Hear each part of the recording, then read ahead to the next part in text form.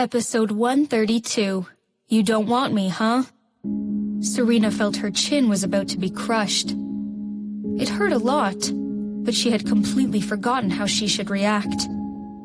His attitude was exactly the same as how he treated her towards the end of her last lifetime. He would kill her with his gaze if he could. Serena's heart trembled. Seeing the storm in his eyes, she couldn't help thinking of him as the Jake Robinson in her previous lifetime. So scary. Feeling her trembling body, Jake felt his heart was pierced by 1,000 arrows. Hurting hysterically, she was still terrified of him. So, she would rather lie to him and stay with Henry Miller at night than sleep at their home? Why? Jake sounded faintly helpless. What is so attractive about him? Why him? Serena heard his words and failed to understand what he meant. Seeing her confused look, he tightened his fingers and gritted his teeth, holding back the desire to destroy both of them. Come home with me. If she were to come home, he would just pretend nothing had happened. However, when Serena heard him, she subconsciously glanced behind her. Henry's wound had not recovered, and he was running a fever. Intoxicated and beaten by Jake. It was heart-wrenching for Jake to watch. Couldn't she even pretend it in front of him?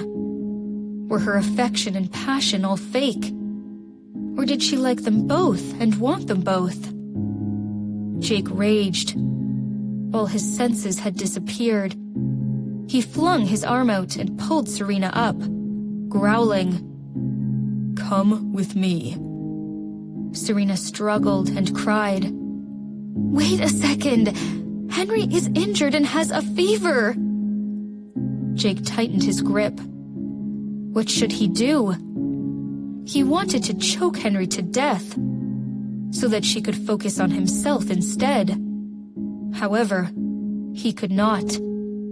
Henry deserved it, but she would hate him. Fighting down the urge to kill Henry, Jake carried Serena in his arms and walked towards the door without saying anything. "Wait a second, Mr. Robinson!" Serena called him, following her old habit. Jake wished he could crush her in his arms, walked even faster and took her downstairs.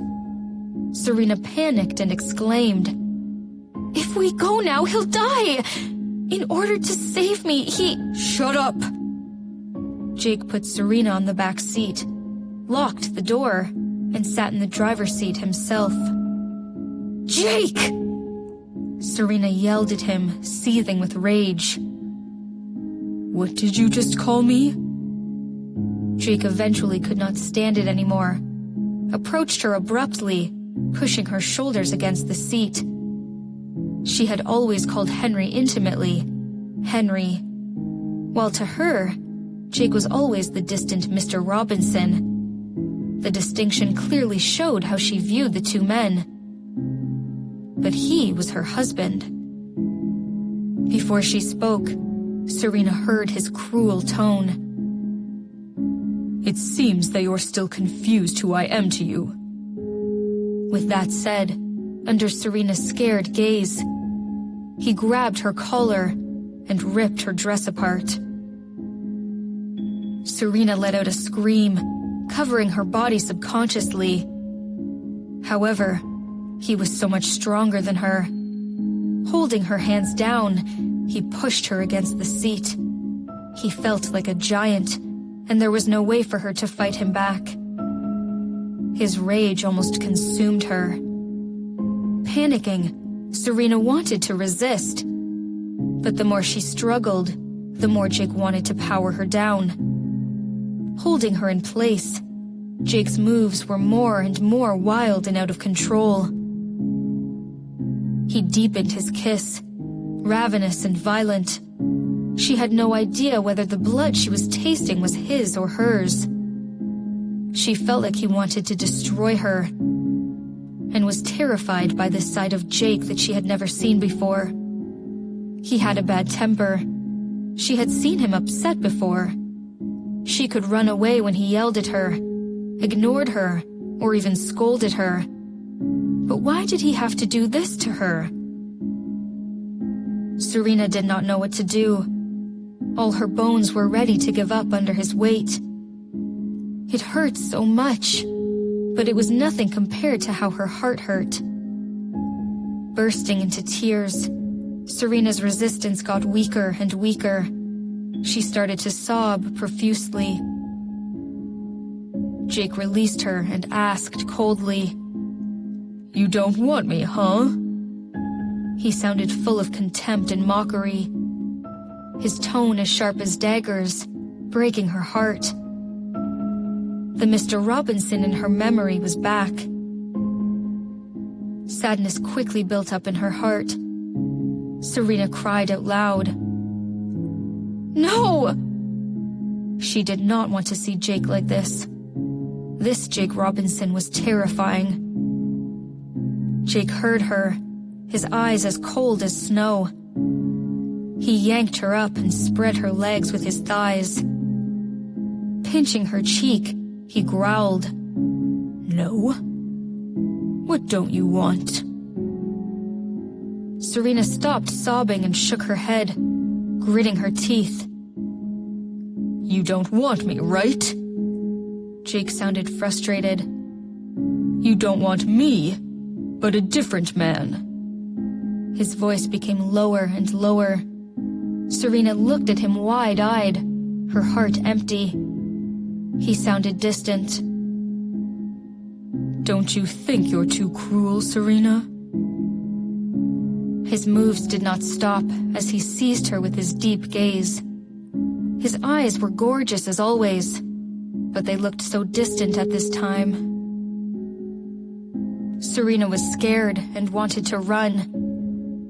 But Jake was faster than her, grabbing both her wrists in one hand. He quickly unbuckled his belt with his other hand. Hearing the belt unbuckled, Serena struggled harder and looked at him mortified. "Are you out of your mind? We're on the street!" His stiff cock was pushed into her body deeply. Unable to fight back, Serena was taken completely unprepared. Jake felt the friction and lowered the seat back. Seeing her frown, he felt relieved. So they did not.